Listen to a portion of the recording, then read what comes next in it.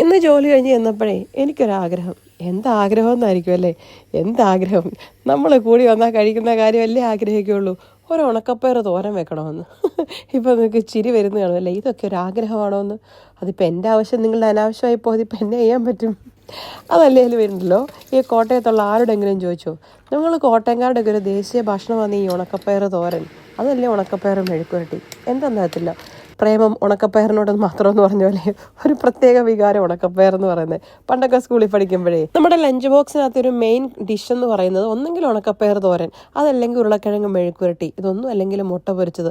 ഈ മൂന്നിൽ ഏതെങ്കിലും ഒരെണ്ണമില്ലാത്തൊരു ടിഫിനും ഉണ്ടായിട്ടില്ലെന്നുള്ളതാണ്. അത്രയ്ക്ക് ഇഷ്ടമാണ്. ഈ എണ്ണ കമത്തുന്ന കണ്ടാൽ തോതിനകത്ത് കൊട്ടക്കണക്കിന് എണ്ണ വരുമെന്നല്ലേ. എണ്ണയുടെ ബോട്ടിൽ തന്നെ എന്നോട് പറഞ്ഞു, എൻ്റെ പൊന്നിരിട്ടി ഇത്രയും തണുപ്പും പിടിച്ച് മുഹൂർത്തത്തിൽ വന്ന് കമത്തിയാൽ വരാൻ ഇതിനകത്ത് പച്ചവെള്ളമല്ല, ഇതിനകത്തിരിക്കുന്ന പച്ചവെളിച്ചെണ്ണയാണ്. ഞങ്ങളുടെ മൂട്ടിൽ കുറച്ച് തീ കത്തിച്ചാലേ ഞങ്ങൾ ഉരുകി വരും. അങ്ങനെ ഫൈനലി കൊണ്ട് മൂട്ടി തീയിട്ടു. എൻ്റെ അല്ല എണ്ണ.